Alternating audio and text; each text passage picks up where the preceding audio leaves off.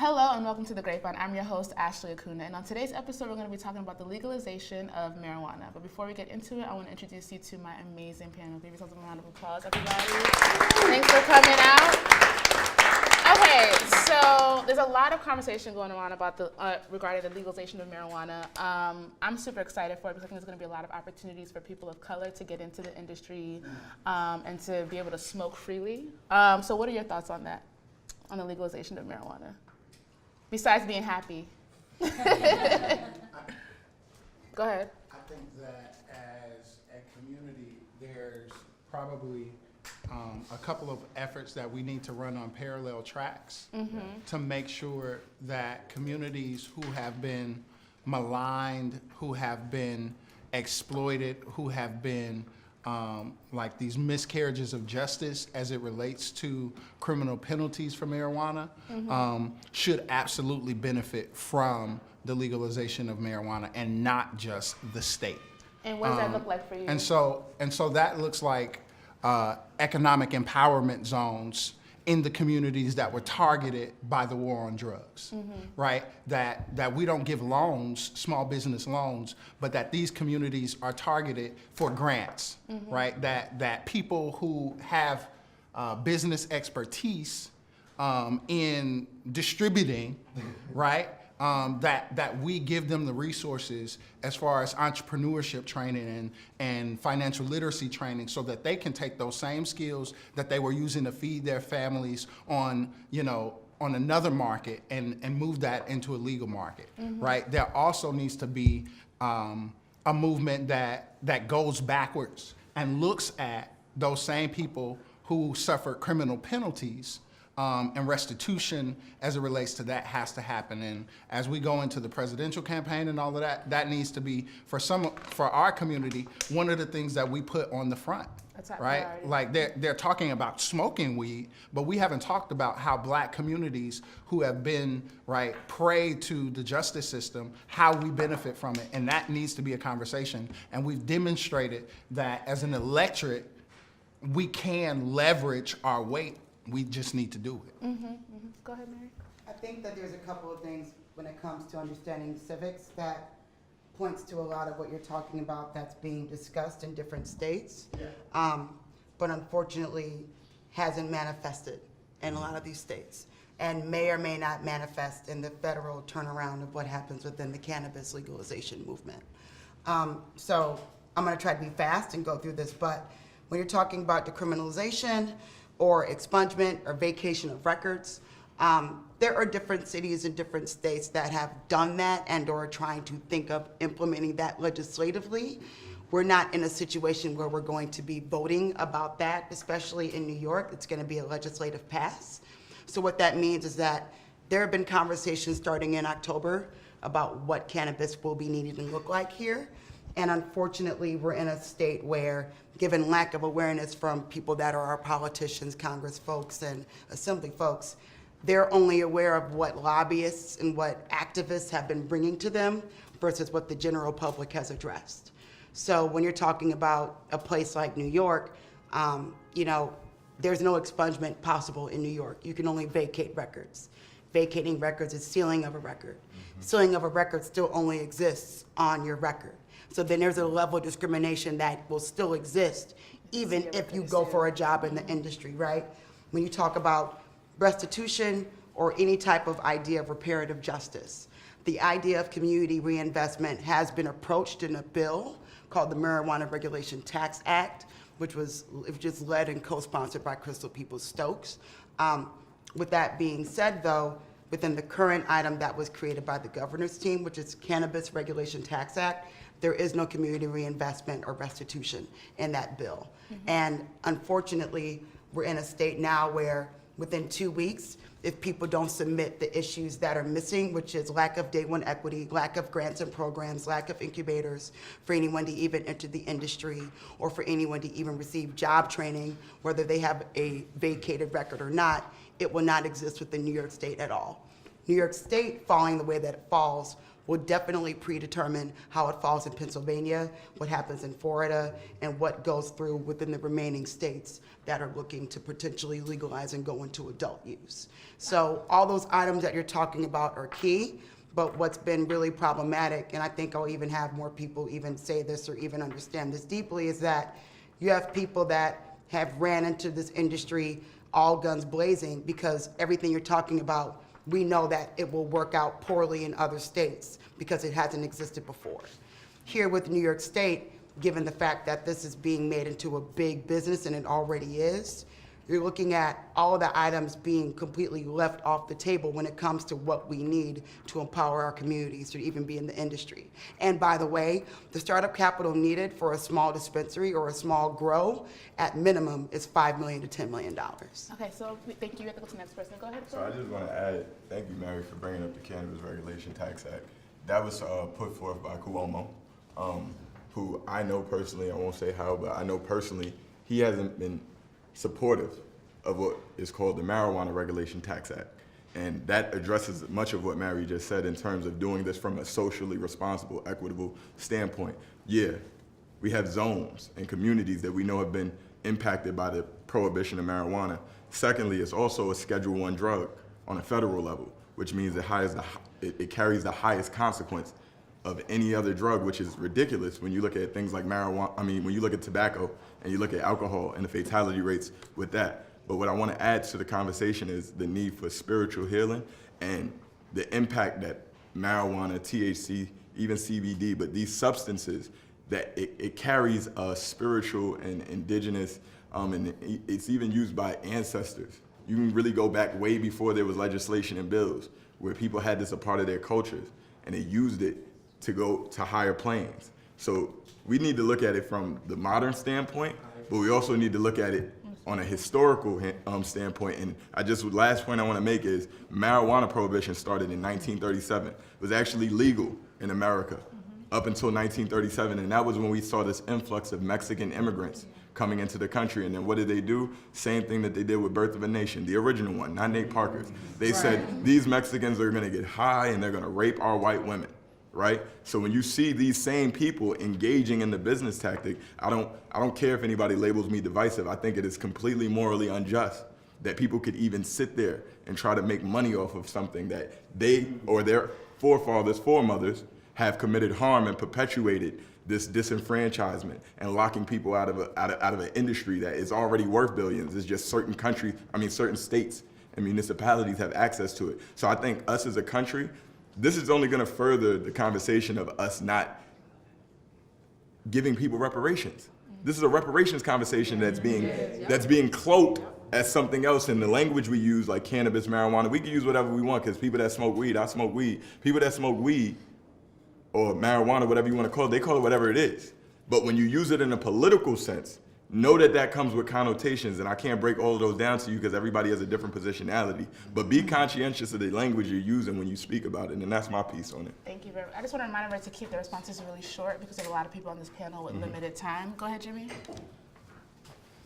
So, I sort of, the war on drugs, we always, frame it as if, our communities were being, victimized and super targeted, but I sort of question whether people who say that truly experienced what was going on at the ground level when a lot of drug dealing was happening. A little bit about my background. I was a knucklehead when I was, a kid. I was in the game. So, my OG used to put packs in my backpack because I was 11 years old, and if you get caught as 11, you go to juvie. The penalties aren't, big. So, put packs in my backpack. I had to make deliveries when I was like 11, 12 years old, right? The conversations that would happen around me about who dudes were setting up, competition, people that were innocent that shouldn't be targeted, the violence that surrounded drug dealing was crazy. So it made sense that police officers were aggressive in our community, the same way they were aggressive with Italians when they started getting them for tax evasion and RICO and etc. Because it was getting crazy in that community. So we sort of have to also address that look, drug dealing in our community did have a very big negative effect, and it did reverberate into other communities, which is why the war on drugs happened in the first place.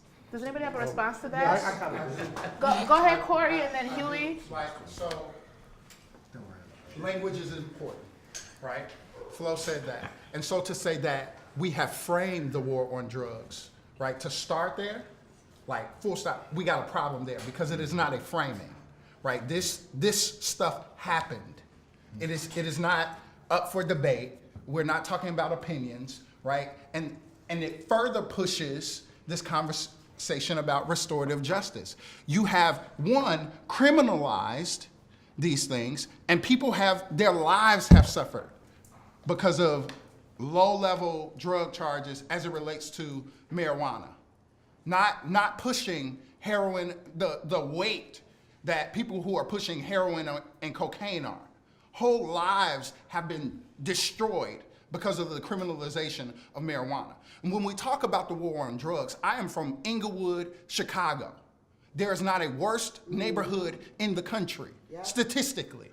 And so to say to me, maybe I don't understand what the drug epidemic was doing. No, I saw what crack cocaine did. I saw the violence that resulted from the criminalization of marijuana sales and all of these different things. So when you have erected a system that criminalizes my ability to feed my family and make money, we have to address that. Mm-hmm. And then we can go back and talk about all of these other things. But there's no like that type of language, that's loaded and it's not cool. Go ahead, Huey. Yeah, I agree. You know, we come from similar backgrounds. I mean, I'm still almost 30 now, man, and I live with the implications of what, you know, the Reagan era politics have done to my family. It's, you know, when I go to Cleveland, it almost feels like somebody dropped a bomb on my family, and we're just now starting to recover, to be quite honest. And a lot of these are drug policies. I have 4 brothers, and all 3 of my brothers are in jail. One just recently got out of jail. You know, so it's not, we're just making this up. So when we see them starting to legalize marijuana and stuff, we look at, especially as black males in this country with legacy and generations in this country, we're like, yo, man, like, what about the equity? What about the time we've lost? What about the laws that you've used to not only just oppress and throw black men in jail, but again, you've destroyed whole communities. You took fathers, you took parents, you took leaders, you took people away. You know, so we're not just making this up. This isn't just in our head what we're seeing. You know, you're looking at the product. White boys are making money from the same stuff that y'all send us to jail for. Making money, yeah. Go ahead, Cash. Yeah. How y'all doing? Yeah, so I was in the vegan episode of The Crazy Plant Guy, right? And it's crazy that we're actually talking about plants again and their effect on our society. Right? Now, when I'm from California, as I said before, from Oakland, so you know where that comes with. Now look, when I was 21 years old, right, that was the first time I drank alcohol. I felt that the laws had kind of imposed on me a certain taboo that taught me that certain things were good or bad for me, hoping that they'd understood the science behind these things instead of having racist policies or having passed these laws at a time when black people couldn't even vote.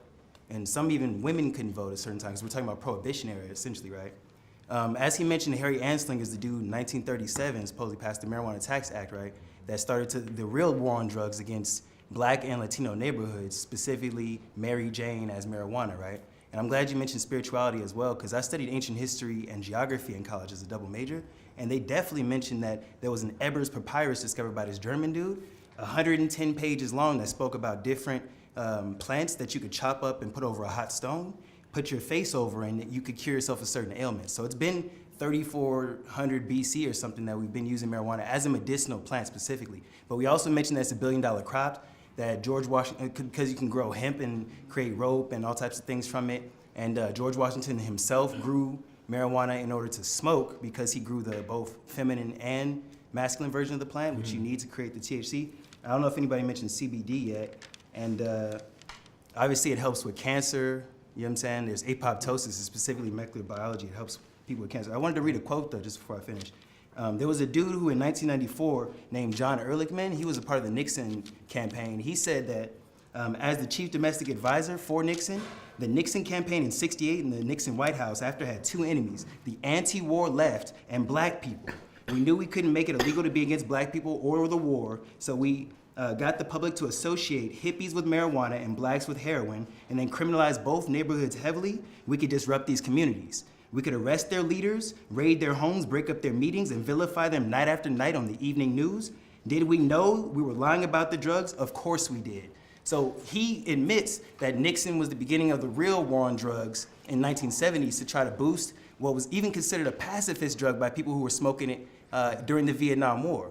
So if we look at, and then you mentioned Reaganomics, you know what I'm saying, and crack cocaine becoming the crack cocaine disparity, so more people put in jail for longer. They put it in our neighborhoods, obviously. They said it's black people that do.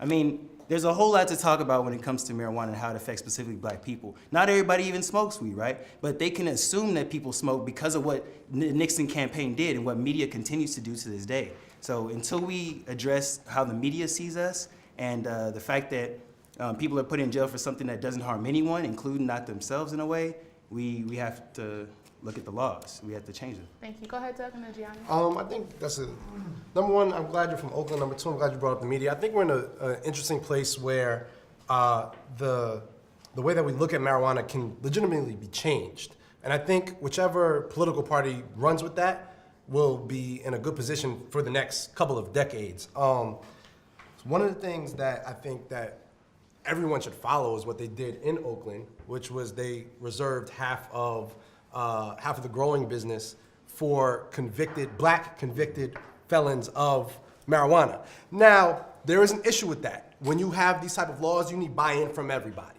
So what's actually happening right now is that they're not getting the construction permits fast enough to be able to run their business, so they're not actually getting the benefit that is being promised to them. However, right, they don't own the land, right. But this is an issue that's happening towards something that is a good thing. We want black people to be able to benefit from this business. It is lucrative.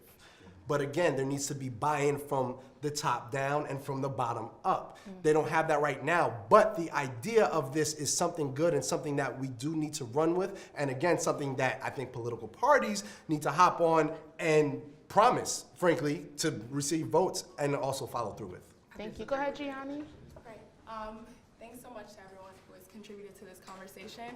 I think that a strategy that could help address a lot of the things that have already been said is financial empowerment through the financial markets, specifically buying up cannabis companies in the form of stocks, because that way is a safe way for us to leverage all of the information that folks have already presented so far in the panel and put real financial agency in our pockets, and also use that money and our ownership of these companies as a dollar vote. So I think that helps address on a local and a multi-state level. I know some folks were talking about like New York State specifically, but through the financial markets, we allow a multi-state approach, and better yet, a global approach, because the financial markets are global, and that allows us to help really influence in a way that is legal and through other means our effect on the cannabis industry as black people. I see that you disagree.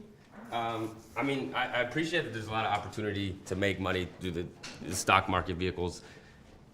If I look at any of those businesses, the people on that board don't look like me. Exactly. Right? And that's a problem, right? Wait. But their board, right, needs to be reflective and actually care about the things that I want to happen. Like that whole thing with Amazon, right? They got in a lot of trouble because of what their board looked like. Another thing I wanted to address was the Oakland equity programs.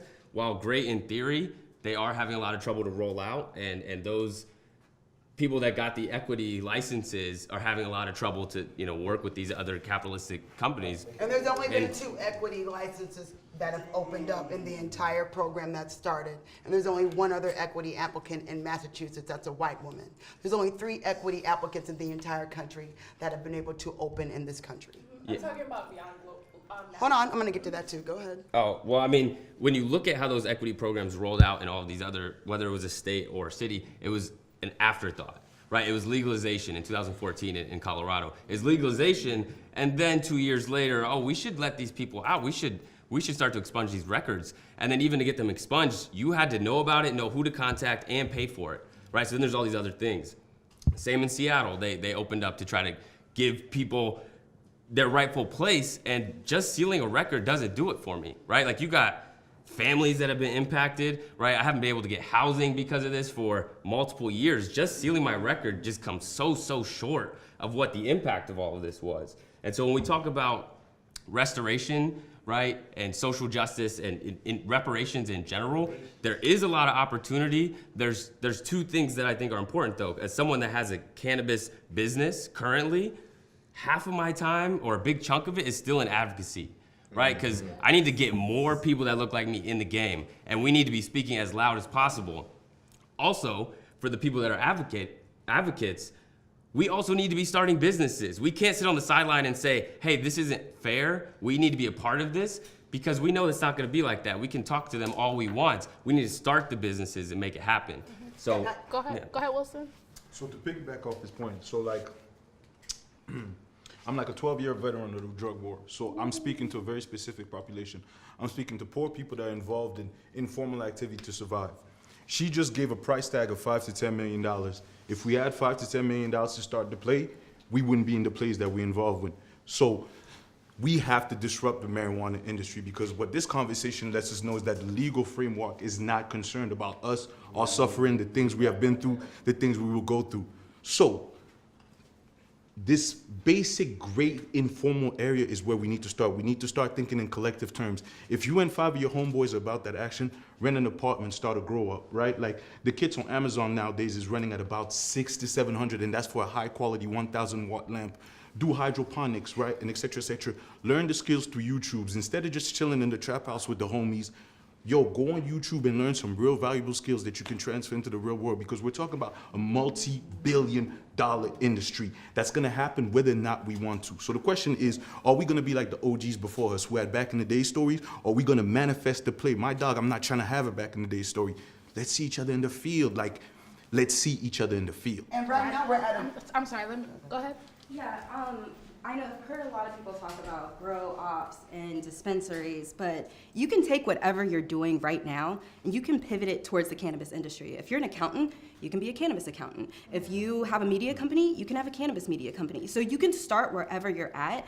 And also, it's important to talk to the older people in your family, the people who do have some kind of money, the church. Those are the people that we need to galvanize and get behind this idea, because they're not just gonna roll over and give it to us. We have to fight for it, but then you also have to start where you're at. So there's so many opportunities, just figure out what you do best and pivot it. Go ahead, Natasha. So I have a different perspective. Like, I'm not 100% for this new legalization movement. And the reason why is because their definition of legalization and my definition of legalization is two different things. Their definition of legalization is, let's make money off of this. Let's put some dollars behind it. This is a multi-billion-dollar industry. The fact that the New York governor is all of a sudden all gung-ho for it, that's not good. Anytime when suspected white supremacists are behind something in that type of manner, it's never good. When I'm talking about legalization, it's not just about people that's in prison right now, because I'm an attorney and I'm a criminal defense attorney. I'm also a prison abolitionist, so I don't even believe in the institution of prisons, period. It's not just about people in prison. I talk to them every day. I get letters from them every day. I try to help them every day. It's not just people who are on probation and parole. It's not just formally convicted. Legalization, well, the criminalization of marijuana affected our communities such that if we were deemed criminal just by who we are, meaning that they can stop us and say, oh, you smell like marijuana.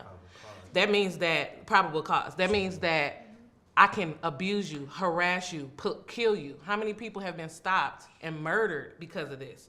We're talking about a subculture that was created by criminalization. So we can't just discuss money. It's not like, I'm not even looking at it as a money thing, because to be honest, Black people are not gonna benefit from this financially. I cannot see it, at least in the next 10 years, I can't see us. I can't see it. This is a capitalistic thing. This has nothing to do with us. But what I'm concerned of is, what are y'all gonna do to change the whole narrative that was created by the white supremacist presidents before us, Bill Clinton before him, who created the super predators, the dangerous? What are we gonna do about that? Because that's what's affecting our community every single day. So yeah, we can say, yeah, let's I wanna be a cannabis lawyer. Like, that stuff, I just can't see that having a big impact on our community every single day. I think that's what the fight for equity is, though. It's not just having access to the capital. It's you have to expunge all the records. You have to change the laws. You can't drug screen for jobs anymore. You have to change everything. But do you understand we're changing the mindset? We're changing the image of what a black person is. How are we gonna do that? Because today, it's legal today. Y'all, I'm from Missouri, so we just legalized medical marijuana, and that's a little different, but guess what? We're not gonna benefit from that. Like, people still look at us as them. As long as we're them, this is not for us, this is for whites, to be honest. That's so pessimistic. It's real life. I understand that it's real life, and I'll be quick actually. I understand it's real life, but like, shit has been really bad for a really long time. The question is, what do we do now? Like, what is the thing to do? The first thing that needs to happen to improve this issue is to legalize it. Now, everything else, will we actually receive the benefit? I don't know, it probably is doubtful. I actually do agree that we should buy some stocks. I got a lot of stock and a lot of bud. But there are certain steps that we can take. You gotta learn the game, then you gotta play the game. Is the game gonna be in our favor? Probably never. However, the first step is legalization. What Then we kind can of fight for legalization though? Because they're trying to legalize it and say that only a certain amount of people can use it. For me, I advocate towards total legalization. I think marijuana should be completely legal and regulated. That's what I believe. Well, you got to read those regulations. Okay, let's go right here. So to be clear, because of course the sentiment, I feel like we're saying that the cannabis industry is 100% white. That's not entirely true. You have 4 black CEOs at this table right here. So we, as ourselves, as a community, have to like get up off our own ass and then not to keep pointing blame at the white guys and saying things are not moving forward. There are stuff happening with like Hood Incubator in Oakland, which is fighting for equity for equity causes. We got Mary right here, who's like on a daily, constantly fighting for all these things that happen. We have me, we got Sarita, we got Jacoby out there fighting as well. So there are things happening. We can't just keep saying like beating our own selves down, saying things is not progressing for the community. It's probably not as big as out there as white or Caucasian marketing is, but on the low, it's happening, and these conversations are definitely taking place. And I feel that New York is definitely going to be one of the cities that hopefully can help bring that diversity and then melting pot aspect to the culture and further take us over there as well. So, all right, there's so many points have been made here about tonight. So, what Jenny was saying about earlier about the racial aspect of that. What's the huge issue right now is that Caucasians and blacks do use cannabis the same. Caucasians definitely use it more, but who is being portrayed as like what is being the lifestyle aspect is the huge issue right now. We go on Instagram, you can see kids in Seattle, in Portland, using cannabis with garbage bags full of it, but they're not the ones who are getting knocked down and like cops coming into their homes, kicking down their doors, affecting their lives. But if I go out in the streets of Brooklyn and smoke one joint, my life is drastically changed. So we first have to look at the state laws, national laws, on top of all these other things as well. So I'm gonna keep it short because there's a lot that has to be said and digest on this topic. So. Thank you. Go ahead, Jimmy. Yeah, I think we're more empowered than what some of us believe, right? We made a lot of companies. We made Nike, right? Right now, like currently, we made Fashion Nova, right? And we do have the resources to back. We do have the resources to back a local drug dealer. If the local drug dealer says, you know what, weed is legalized now in my state. I want to get in business. I want to get support. Yeah, if Wilson comes to me and says, look, I got a distribution network. Here are my numbers. Here's my track record. If I'm liquid, I'm betting on Wilson because there are a lot of other black people like me that are in a position to bet on our guys, our people, our dealers who we bought from, right? So, I think we should also consider that. What are we doing to back our people to get into this business? Because we have the money. Do you guys want to answer the Yeah. business owners? I think you made such a good point, and that's one thing that I know we talk about often, fundraising, going out here and running these companies and building these companies. And when you talk about equity, and I think about Amber, a sister out in Oakland who has an equity license, it's great to have that license, and I know you brought that up, but this industry needs from soup to nuts. We need people in the community, we need people in the churches, we need nurses, we need doctors, we need lawyers, we need all of it. There's really no shortage of what people can do, but at the very basic level, it starts in the community. And while it would be great to support my homeboy who has been, my weed guy for a long time, right now it's different. It's people who are getting into this space are commercial farmers, people who are scientists and botanists. So you have to think a little bit more strategically, and this really is a game. It really, really is a game. You know, someone else, you mentioned pivoting and changing your careers. I work for a black media company. Me and my co-founders, we started a cannabis media company because we were not seeing black women, black girls who we knew were going home watching Scandal, who were rolling up a joint and going to live their best life, and then they're going to go to their 9 to 5 the next day. We are that girl, so we just step into that space. We all were recently at a cannabis event at a church, and we were like, finally, the saints are talking about this. We're talking about it instead of acting like we're not doing it after church, before church, you know, step out, you know, after we sang. We have to get an understanding that cannabis is medicine. First and foremost, we have an endocannabinoid system in each and every one of us. Cannabis is medicine. And if we can have that conversation first, educating people, then that really helps to inform people, and then they can start really dismantling all of the other things. And once you can start doing that and clear your head, then you can say, okay, I think I like this space. Is there room for me in this space? Because the truth of the matter is, not everybody needs to own a dispensary. Not everybody needs to own a cultivation. I worked at Bloomingdale's. I didn't like it. I don't want to do retail. And I think people don't even think about that sometimes. They go, oh, I want to do a dispensary. Do you want to be open on Christmas and Thanksgiving? This is a retail situation. You know, you have to think on a bigger level, because you're talking about a community and you're talking about building a business to scale. So you might have to service 20,000 people in that. Can you handle that? Can you build a team that can do that? And sometimes we can't, and it's not to discourage you, it's to say, okay, wait a minute. What other skills, what other things can I offer to this space? Because it's new and we need everything. Go ahead, Corey, and then Wilson.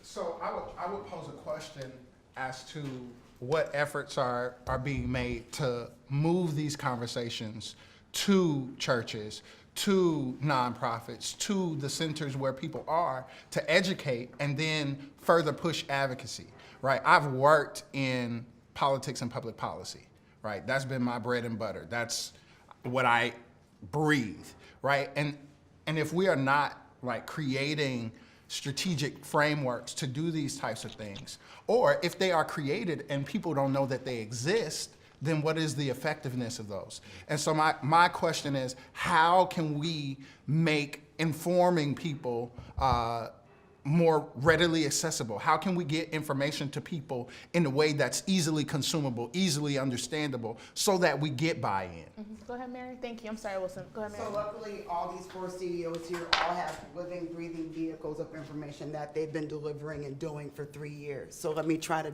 incorporate all of that into that. 1. 2, from my level, I've been doing an event at least 2 to 1 a month since I've been back in New York in October. We formed our own little group just to even be aware of what each other is doing on how to support each other because of what's been happening in the state. We go to Albany together, we go on panels together, we toss each other on panels together. Doing the event at Emmanuel Baptist Church in Brooklyn was the first time cannabis was ever discussed in a church in the United States of America. A black church, by the way, if you know what Emmanuel is. We were all part of that. We just came from an event where we sponsored an event happening in Lower East Side, which is a mostly Latino community, focusing on cannabis with Gail Brewer. Like, there are things and events, you do dinners and events at least every 2 months. Esther Hayes has been a media platform around for almost 3 years, promoting daily content on black and brown people that are doing things in cannabis on a regular basis. So not to just say that to let you know that, you know, you might be late, but we've been here. Well, we've been wondering as well y'all are at. And we've been really, really concerned because it's like we're talking to each other as Chicken Little in an echo chamber like, yo, this is moving, this is moving. And it's like most of us are not aware that there are people here that are pushing and dialing on this needle on a regular basis. Now is that time. Federally, this is going to happen in 2020 whether you like it or not. The government is dependent on this as a way to fix a lot of bullshit that's about to go down. As far as New York State, it's $350 million in debt. This is being used as a way to save a lot of BS that should be focused on us first. However, what they're trying to do to save the MTA, to save the back debt that they have, that's what this piggy bank is being used for. Us not talking about the fact that they're skipping community invested, they're skipping proper ways to fight decriminalization, they're skipping all of these things, puts us as a deficit. Because when we go to meetings, they already think that we don't exist, 1, and they don't think we have money, and 2, all they think we want to do is smoke weed all day. They don't even think that we're thinking about businesses in these conversations with the government. And I've heard them say it to my face. us. I've had to give them a list of every black and brown business in the United States that's plant touching and ancillary. I had to give them a list of 116 different businesses because they didn't know that it even existed. They think all we want to do is smoke weed. They think that no one from the block wants to go legit. I literally had to have a conversation around how my OGs on my block consult with me, and now I found them a tax dude to consult with the other bloods on 140 to be able to get them to make a consortium so that they can put money together to either invest or invest in another business. Thank you. Thank you. What people are here doing this work. Go ahead. Go ahead. It has 200,000 people that are watching the video. So that's why I asked the question here, right? People are seeing it. Thank you. Go ahead, Natasha. I wanted to say that I feel like the whole narrative of there aren't any black people that want to be involved in this or black people aren't doing this, because I want to correct it. I think y'all thought that I was saying that there are no, I'm just saying that there are no black people that are making money from it or trying to do it. I know the only reason why marijuana is being legalized, which is the only reason why a lot of these things happen, is because of the push by our community. Well, no, the government thinks that we don't want to do it, not us. Right. I understand that. The government is literally set. I've been in meetings where this has been said. Well, they're saying that, but they but the thing is, optics. Well, I mean, we have politicians that are falling in line with the same stuff. So we have senators and assembly folks and congressional folks that are like, well, we don't know anybody black that owns a business. Jacoby was literally speaking at an event with a senator where he had to say, "I'm a black-owned business. I exist." They're looking at him like, really? Like we I think we they're see. playing dumb. No, That's what I'm saying. I feel like every it's single push. It's both. It's both. Right. It's both. You know. But I just feel like I do want to say that, as even to your point, there are spaces, there are events, there is a community around this. This has been being talked about for the last 20, if not 30 years. The only reason why it's being, they want to take the credit for it. They want to act like we don't, like you're saying, we don't exist, you know, and the only thing black people, I don't smoke weed. I don't have any desire to do that whatsoever. It's not even about that for me. It's about, You're missing out. But it's just about literally empowering black people and also us having freedom to do that, to enterprise. How we are the only country that allows you to advertise pharmaceuticals on TV. So they can legally drug deal, but we can't. So it makes no sense. But I do commend you all for what y'all are doing as well. Also go ahead. Oh, wait, just give me 1 second. Jay, did you want to say something? Yeah, no, I just wanted to know, I think a lot of us are talking from,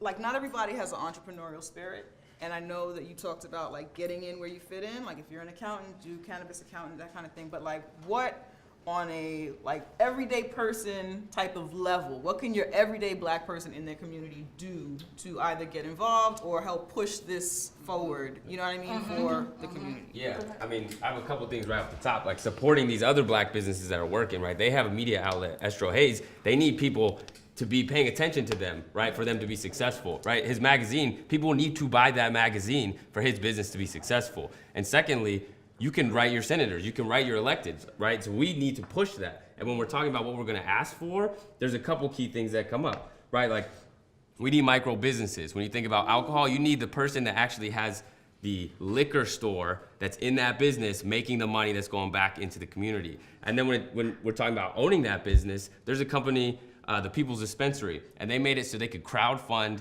their dispensary. So everybody in that community could pay $500, $2,000, $5,000, whatever you got in savings, you can invest in that dispensary. So everybody on the block going to that person is now building wealth for all of us. And then thinking about those people that have already been on the block, how can we make sure they come above ground so they own that dispensary, so they own that distribution network, and that it's not just somebody on the corner making money that we don't ever see, that actually leaves our pockets.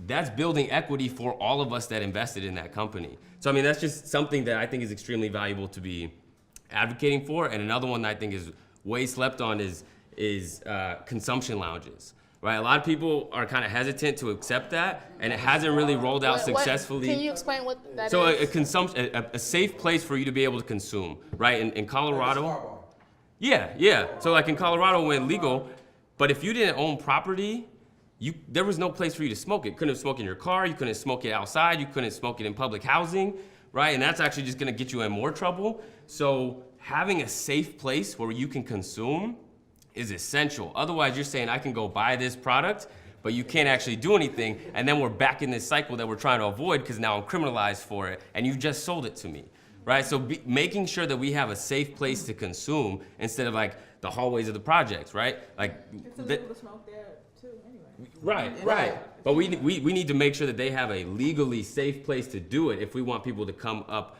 above ground. Otherwise, they're going to stay in the underground, and they're still criminalized for it. Go ahead. I also think another thing we can do on the ground level is just talk to everyone you know. Like, the stigma isn't just a white people thing against black people. There are black people who are like, oh, I don't know about smoking that stuff, or I don't know, it's bad. They have the bad connotation too. So the more you talk about it, the more, if you are a user and you're comfortable with coming out as a smoker, if you have a business, you know, or if you know of someone who has a business, talk to them. If you're curious about it in the least bit, like, find out more and talk to everyone you know. Go ahead.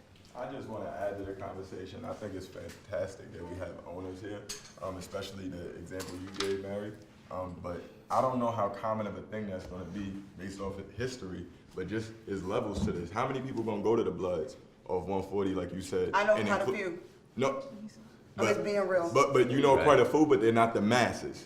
That's not a norm. Yeah, but that's any business, Let me bro. finish. That's any business. So to my point, you beautiful segue.